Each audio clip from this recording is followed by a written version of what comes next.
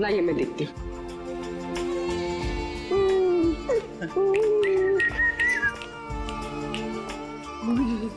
ले ले ले ले ले ले।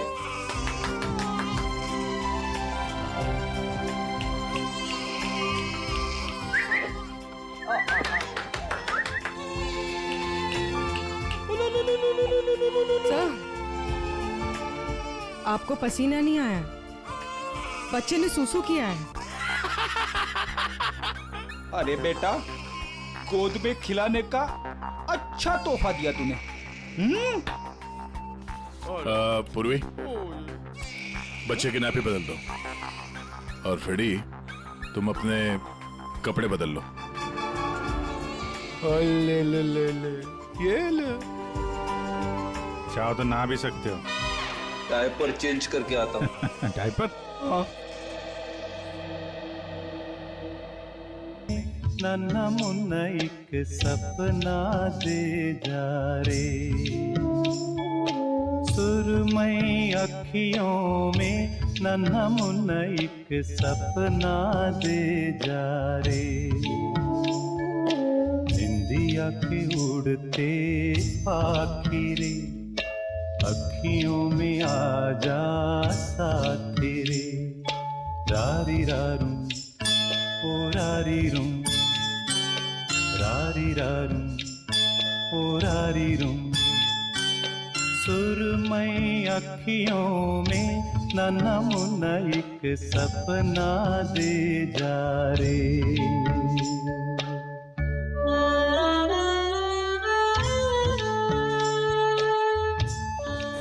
ये तो मन्नू का डब्बा है, नाम भी लिखा है उसका।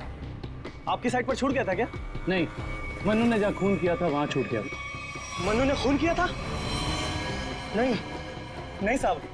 भावेश और उसकी पत्नी का खून हो गया और ये मन्नू उस वक्त उनके घर में था। हे भगवान, इसलिए भावेश आज काम पर नहीं आया। और मन्नू वो आज आया था काम पर? नहीं साहब, वो तो और 2-3 दिन नहीं आएगा। क्यों? क्या हुआ उसे? हुआ तो कुछ भी नहीं, पर वो कल गांव चला गया। कब?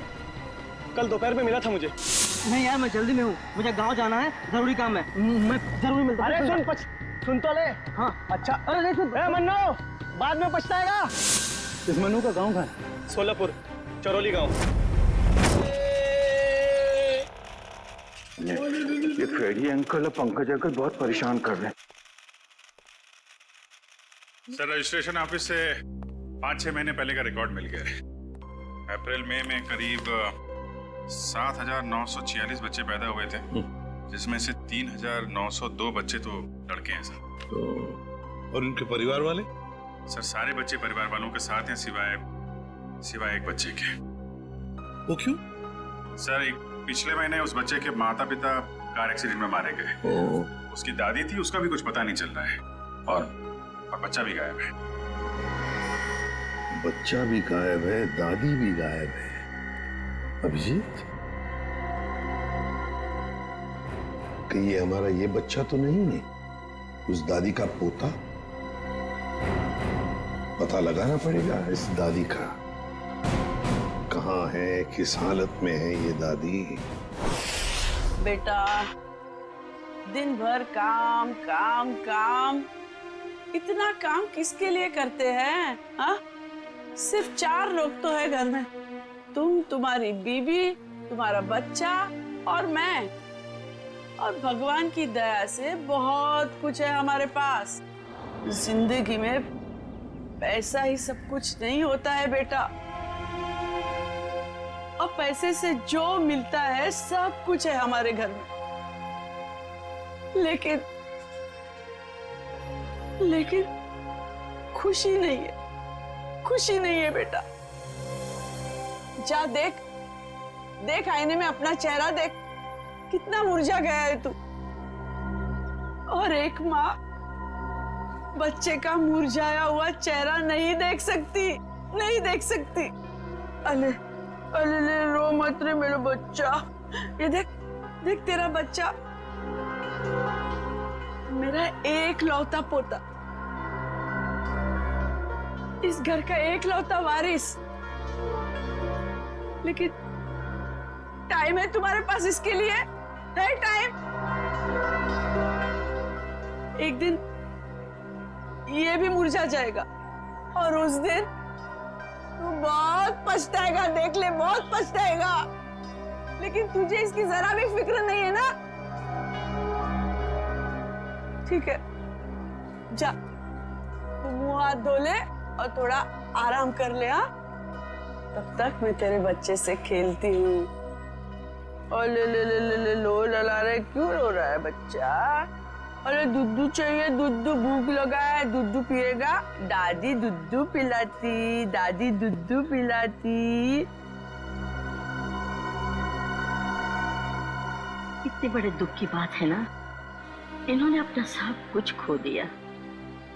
सच, अपना बेटा, बहू और अपना पोता भी एक ही झटके में सब खत्म हो। अरे दूध नहीं पिएगा? बाप की तरह भूखा रहेगा?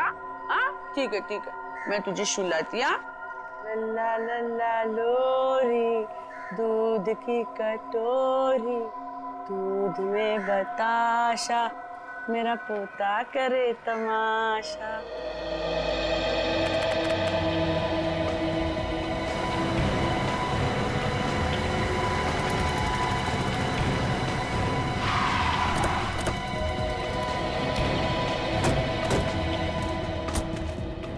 सारोली गाँव तो यही है। लोगों से पूछते हैं मनु का घर कौन सा है।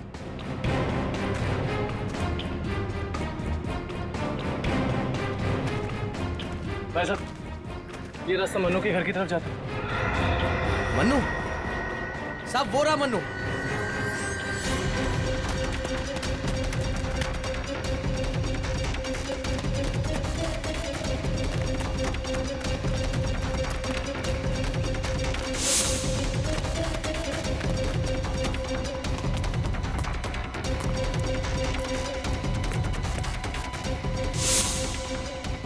खूनी कितना भी भाग क्यों ना ले मनु, ये दुनिया उसके लिए छोटी पड़ी जाती है।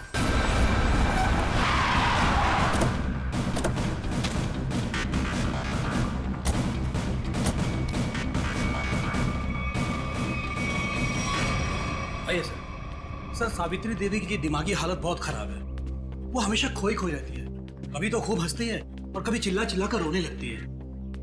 डॉक्टर्स को दिखाया आपने? दिखाया सर, डॉक्टर ने कहा कि उन्हें कोई बहुत बड़ा सदमा पहुंचा है। आइए सर। आइए।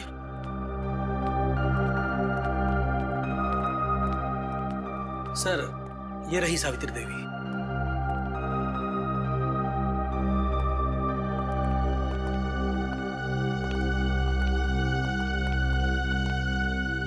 सावित्री जी,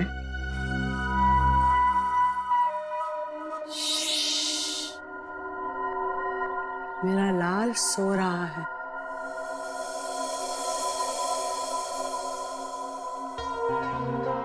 मेरे से बात करना। वैसे आप कैसी हैं? मैं अच्छी हूँ, भली चंगी हूँ, लेकिन तुम कौन हो भाई? हम लोग आपके दोस्त हैं। मेरे दोस्त? तुम कब से मेरे दोस्त बने? हाँ, अब अभी आपको देखा और दोस्ती हो गई। सच्ची? और ये सब कौन है? जी, हम सब भी आपके दोस्त हैं। बहुत अच्छा। सावित्री जी, आपसे कुछ जरूरी बात करनी थी। थोड़ा ये यहाँ तो ये सो रहा है ना, डिस्टर्ब होगा, इधर आ सकते हैं?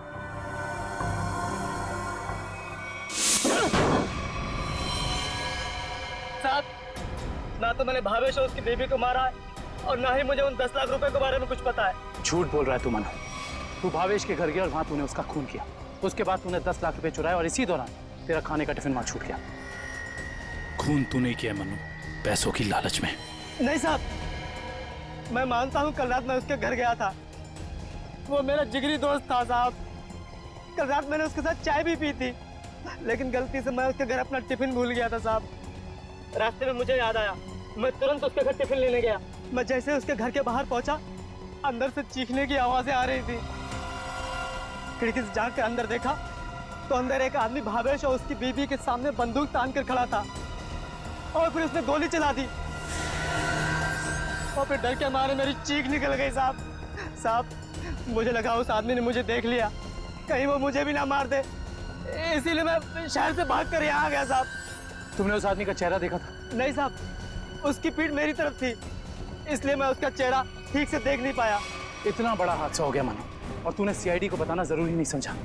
जानता है ना, ये भी एक बहुत बड़ा जुर्म है। ब्यूरो ले चलो इसे। वो आपका पोता हमारे पास है। मेरा पोता तो यहाँ सो रहा है ना?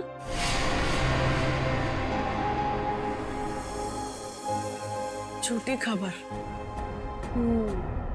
सावित्री जी, हम इसकी बात नहीं कर रहे। ये तो खिलौना है। आपके असली पोते की बात कर रहे हैं। जी हाँ, आपके बेटे का बेटा, याद है आपको?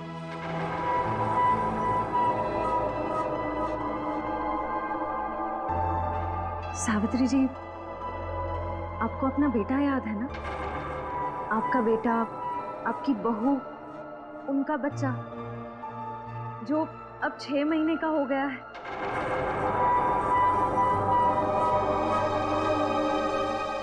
याद आया? सावित्री, याद करो। ये लोग उसकी बात कर रहे हैं जैसे तुम कलेजे का टुकड़ा कहकर याद किया करती हो। तुम्हारा लाडला, तुम्हारा पोता सावित्री, याद करो। हाँ सावित्री, कुछ याद आया? तुमने कहा था ना कि वो तुम्हारे बुढ़ापे की लाठी है, तुम्हारे घर का उजाला है। याद करो सावित्री।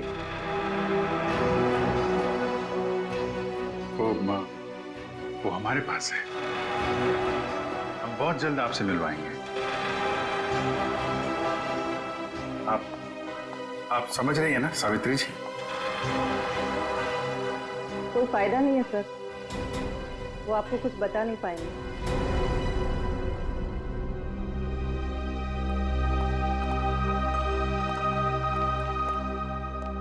देखिए, हमारा ये जानना बहुत जरूरी है कि सावित्री जी के साथ ऐसा क्यों हुआ और इनके पोते का क्या हुआ। उसको तो शायद अगवा कर लिया गया था। इनसे 20 लाख रुपए भी मांगे गए थे, लेकिन इनके परिवार में तो कोई भी नहीं है। इनके बहू और बेटे की दोनों की एक एक्सीडेंट में मौत हो चुकी है। घर भी बिक चुका है। ये खुद इस सदमे से अभी तक बाहर नहीं निकली है। बहुत बुरा हाल है इनका।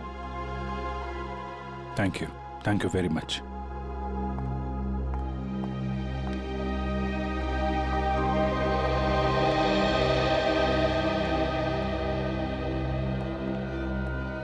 हमारा शक सही निकला। आवेश और ज्योति ने इनके पोते को किडनैप किया 20 लाख रुपए के लिए, ताकि उन पैसों से वो अपने बेटे ऋषि का इलाज करवा सके। हाँ सर, लेकिन सर ये 10 लाख रुपए कहाँ गए? कौन ले गए ये पैसे? और फिर भावेश और ज्योति का खून किसने किया?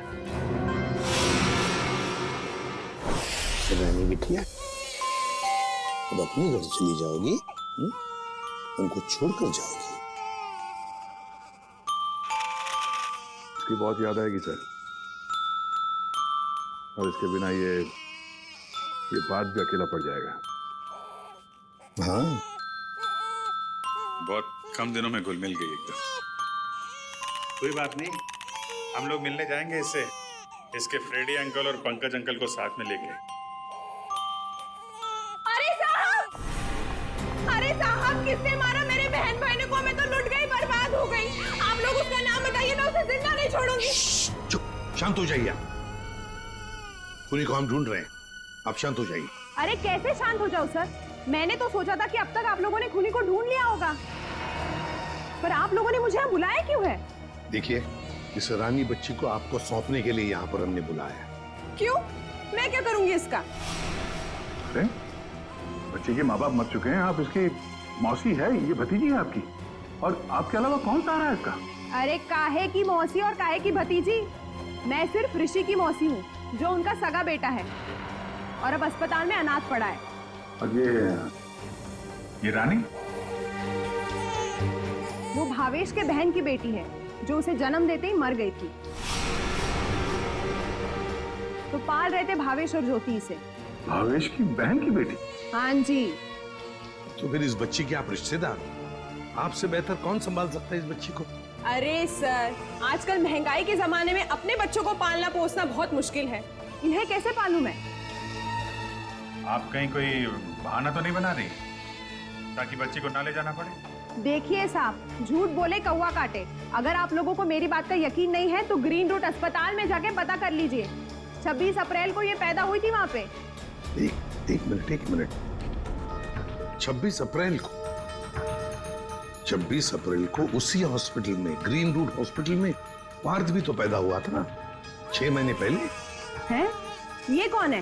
नहीं कुछ नहीं, वो आपके मतलब की बात नहीं है। देखिए सर, आप लोग बार बार मुझे यहाँ बुला के तंग मत कीजिए। अब आप देख लीजिए इन बच्चों का क्या करना है। मैं चलती हूँ। कमाल है सर, कैसे कैसे लोग हैं सर, ये बिना स्वार्थ के कोई काम ही नहीं करता। यही सच्चाई है दया, यही सच्चाई है। सर, ये कैसे संयोग है? ये दोनों बच्चे एक ही दिन एक ही हॉस्पिटल में पैदा हुए। एक ही दिन एक ही हॉस्पिटल में दोनों बच्चे पैदा हुए। जरूर उस तारीख को उस हॉस्पिटल में कुछ न कुछ तो हुआ था। क्या हुआ होगा पता लगाना पड़ेगा। Green route hospital. इसी साल अप्रैल 26 तारीख को कांता और पूजा नाम की 2 औरतों ने बच्चों को जन्म दिया था इस हॉस्पिटल में। हमें उनकी पूरी डिटेल चाहिए। क्या बात है सर? उनमें से एक बच्चा किडनैप हो गया। 1 मिनट सर। हाँ सर, कांता ने एक लड़की को जन्म दिया था और पूजा को लड़का हुआ था। पूजा मिस्टर अनुज की वाइफ है और कांता के पति का नाम नहीं है। मिस्टर भावेश उनके गार्जियन हैं। ये दोनों परिवार एक दूसरे को जानते थे? नहीं सर, एक की डिलीवरी जनरल वार्ड में हुई थी और दूसरी की डीलक्स में। ठीक है, थैंक यू। सर, मैं आपको उन बच्चों के बारे में कुछ बताना चाहती हूँ। जी कहिए। वो दोनों डिलीवरी डॉक्टर सुमित और नर्स मधु ने की थी। सर, जब मैं उनके कमरे में गई तो डॉक्टर सुमित और नर्स मधु आपस में कुछ बात कर रहे थे। मुझे देखते ही वो दोनों चुप हो गए। भावेश, ज्योति और बच्चे के बारे में बात कर रहे थे। क्या बात कर रहे थे वो मैंने सुना नहीं। डॉक्टर सुमित और नर्स मधु कहाँ हैं? डॉक्टर सुमित तो विदेश चले गए और मधु ने आज छुट्टी ले रखी है। ये मधु कहाँ रहती है?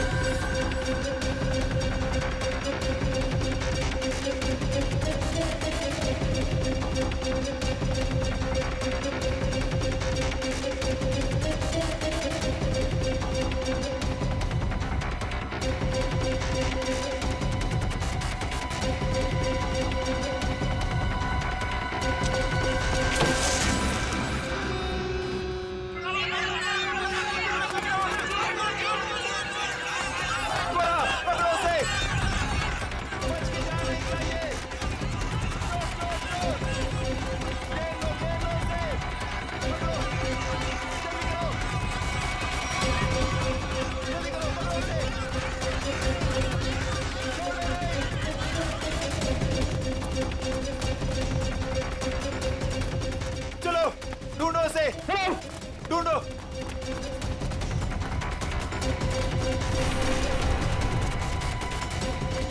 मिला क्या चोर? नहीं मिला। मिला? नहीं मिला। ढूंढो उसे। बच के निकलना नहीं चाहिए हमारी शॉल से। हाँ, चलो चलो चलो।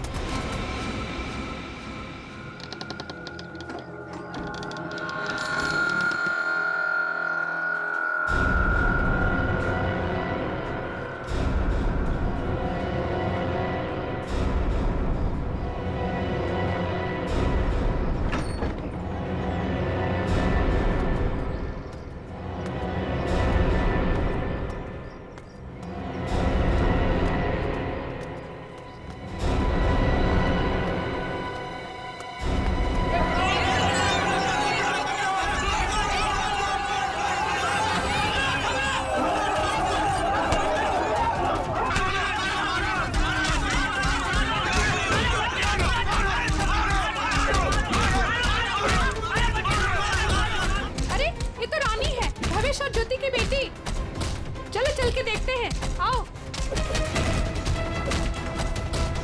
भावेश, ज्योति।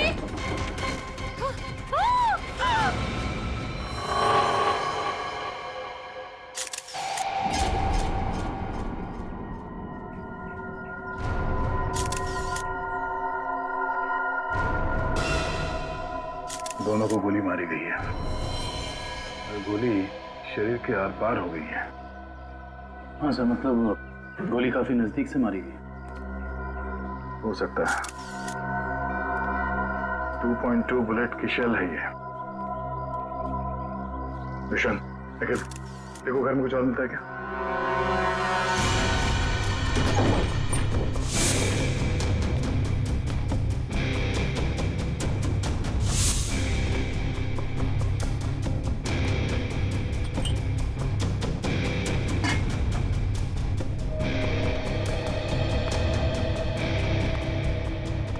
तुमने इन दोनों का खून किया और बच्चा लेके भाग रहे थे ऐसे? साहब, मैंने इनका खून नहीं किया, मुझे गन भी चलाने नहीं आती। मैं 2 दिन से भूखा था साहब। सुबह एक घर से खाना चुराया था, लेकिन भीड़ मेरे पीछे पड़ गई तो भीड़ से बचने के लिए इस घर में छुप गया था साहब। इसकी तलाशी ली? हाँ सर, मगर गन नहीं मिली। आप लोगों ने यहाँ गोली चलने की आवाज सुनी थी? नहीं सर, नहीं। बच्चा चुरा के क्यों भाग रहे थे तुम? साहब, भीड़ से भागते हुए चुराया हुआ गला फेंक दिया था। घर में इनको मरा पड़ा देखा और बच्चे इनके पास रो रहे थे। फिर मैंने सोचा बच्ची को बेचेंगे तो पैसा मिल जाएगा साहब, बस कुछ नहीं।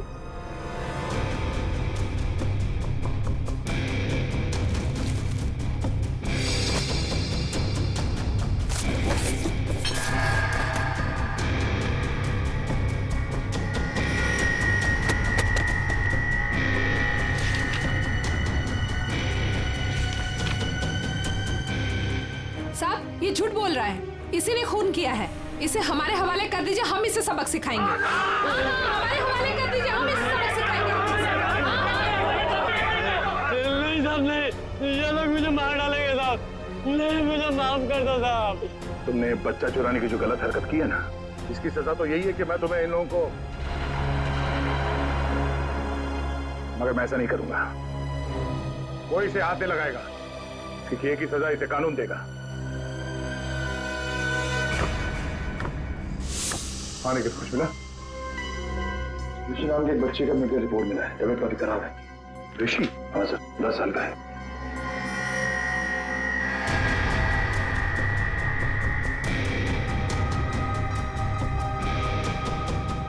भावेश,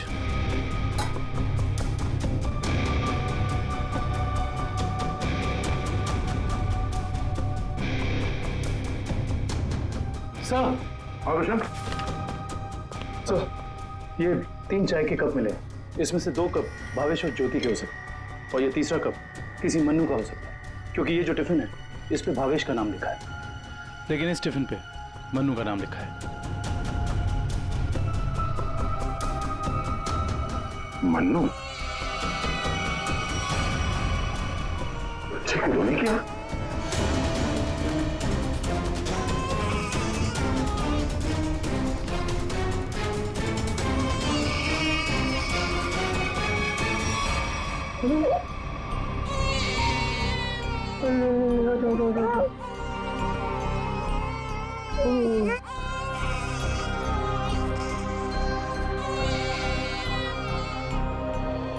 ये ऋषि कौन है? भावेश और ज्योति का बड़ा बेटा है सर। कितने बच्चे हैं उनके? सर, भावेश और ज्योति के 2 बच्चे हैं। ऋषि 10 साल का बेटा जो हॉस्पिटल में भर्ती है, और ये बेटी रानी। सिर्फ 2 बच्चे? हाँ सर। क्यों? तो फिर ये बच्चा किसका है?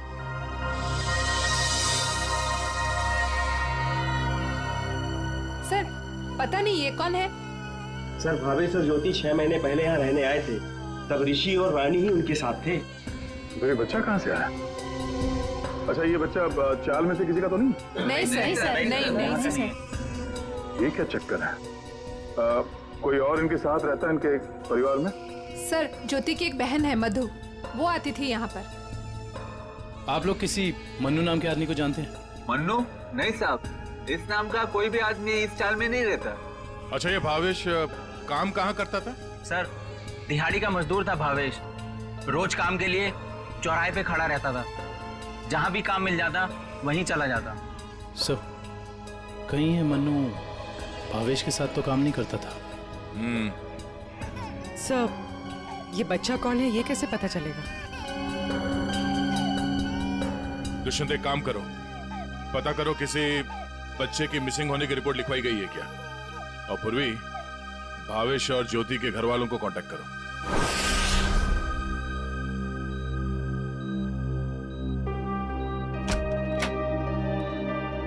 डॉक्टर साहब, हम सीआईडी से। Hello sir. हेलो, ऋषि यही है? हाँ सर, यही है। क्या हुआ सर? हम लोग इससे बात कर सकते हैं? नहीं सर, ये बात करने की हालत में नहीं है। ऐसा क्या हुआ इस बच्चे को? सर, इसे किडनी की प्रॉब्लम है। क्या बात है सर, आप लोग यहाँ कोई प्रॉब्लम? एक्चुअली ऋषि के माँ बाप अब नहीं रहे। क्या? ओह माय गॉड, इसलिए इसके इलाज के लिए आज कोई रकम जमा करने नहीं आया। क्या मतलब? इलाज के लिए रकम? हाँ सर, एक्चुअली ऋषि का आज एक ऑपरेशन होने वाला था। इसके घर वाले आज 10 लाख रुपए जमा करने वाले थे। 10 लाख? ये वो लोग 10 लाख रुपए कैसे जमा कर पाते हैं? सर, देखिए, 1 महीना पहले भी ऋषि का ऑपरेशन हो चुका था और तब भी उन्होंने 10 लाख रुपए जमा कर दिए थे। क्या? और सर, इस ऑपरेशन के लिए भी उन्होंने पैसों का इंतजाम कर दिया था। मैं उन्हीं का वेट कर रहा था। सर, आज मुझे इसे किसी भी हालत में ऑपरेशन करना पड़ेगा, वरना इसकी जान को खतरा है सर। डॉक्टर साहब, आप ये ऑपरेशन शुरू करिए, पैसों का इंतजाम हम लोग करेंगे। ठीक है सर, आप कहते हैं तो हम ऑपरेशन शुरू कर देते हैं। Okay sir.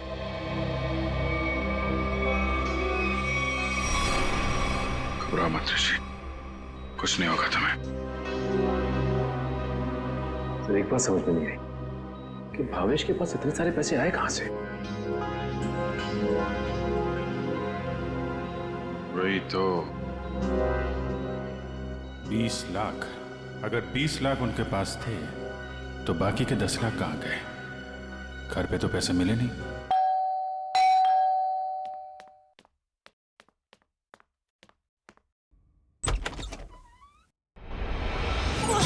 कौन हो तुम? हाँ? कौन हो तुम?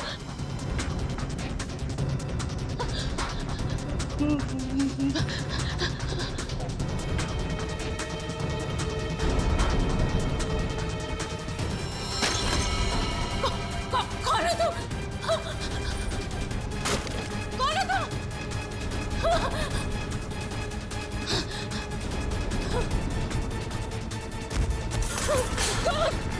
कौन हो तुम? बचा,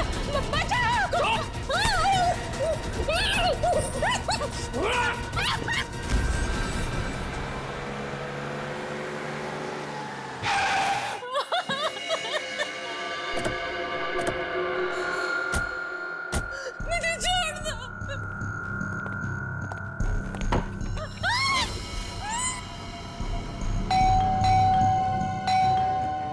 दरवाजा क्यों नहीं खोल रही है?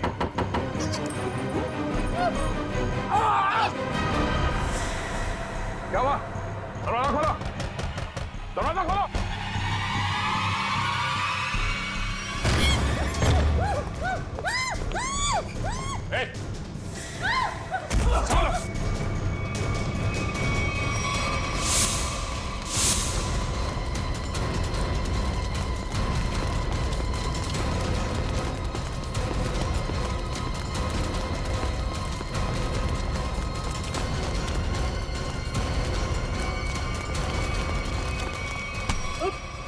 बस बस।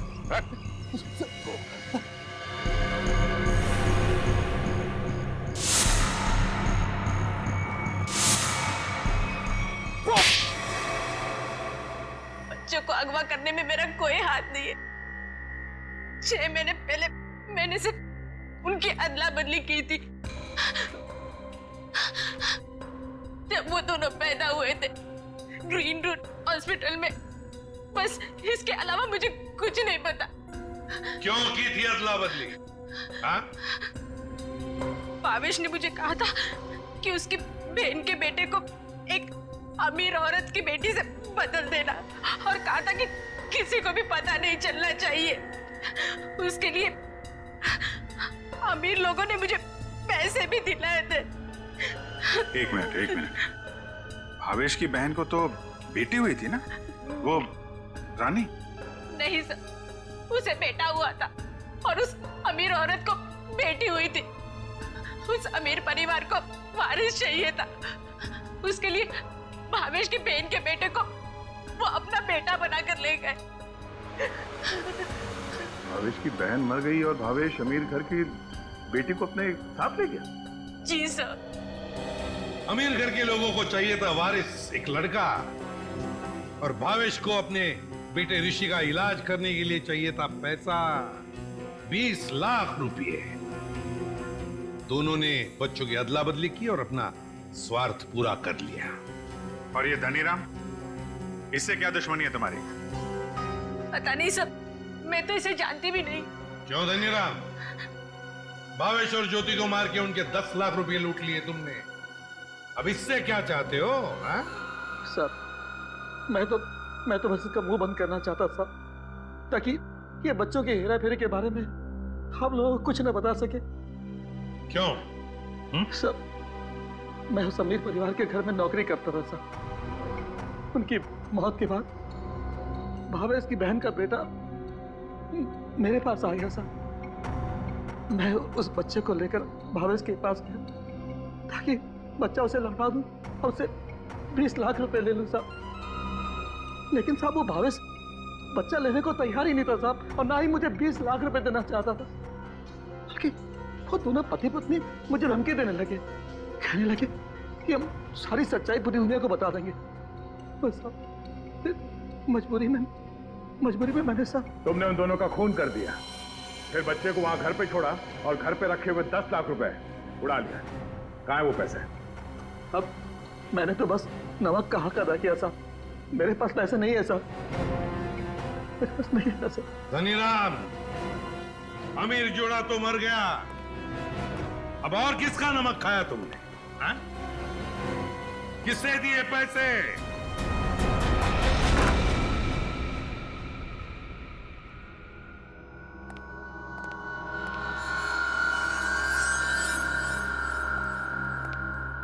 क्यों किया आपने ये सब?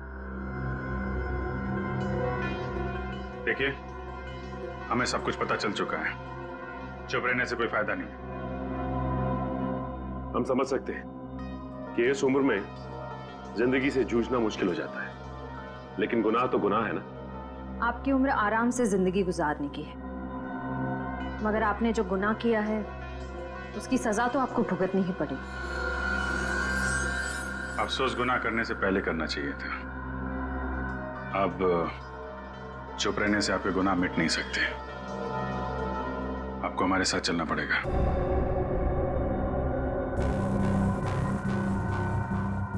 देखिए, हमें जोर जबरदस्ती करने पर मजबूर मत कीजिए। हम सिर्फ आपकी उम्र का लिहाज कर रहे हैं, वरना मुजरिमों से निपटना हमें खूब आता है। श्रेया, सावित्री जी,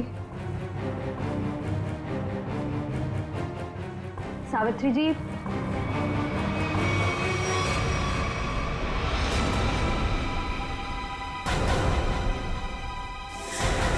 ये तो मर चुकी है। हाँ? यहाँ पे कुछ है।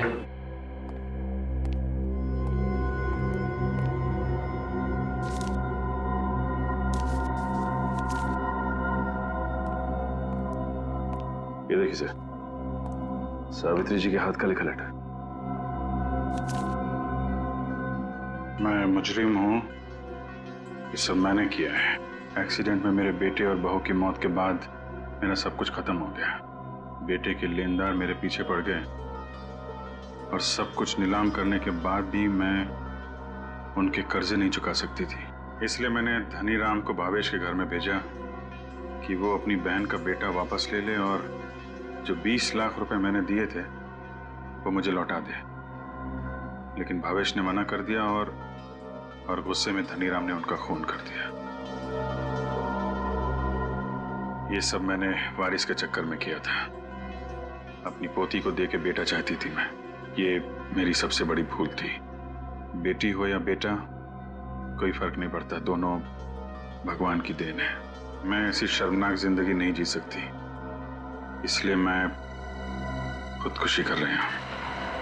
हो सके तो मुझे माफ कर देना सावित्री।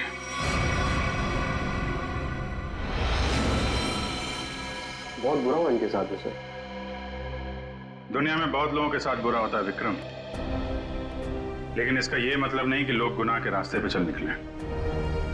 और आत्महत्या ये तो सबसे बड़ा गुनाह है।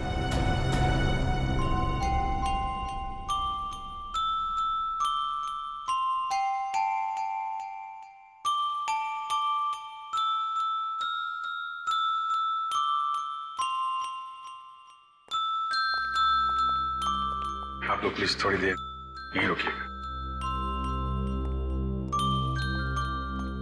हेलो बोलो, हेलो, ये लो, हेलो, हेलो, हेलो। दया,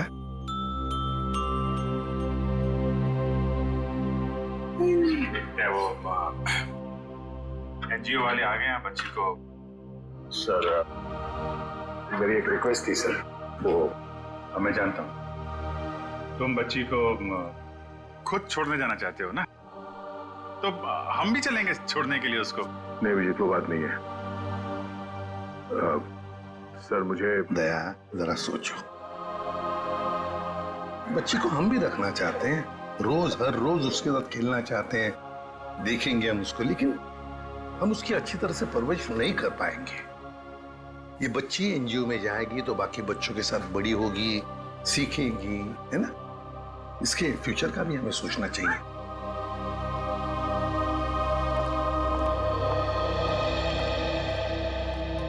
सर आप चिंता मत कीजिए, हम आपसे प्रॉमिस करते हैं कि हम बच्चों का पूरा ख्याल रखेंगे। अब आप इन्हें हमें सौंप दीजिए। जी दया। पुष्पा, संगीता, बच्चों को ले आओ।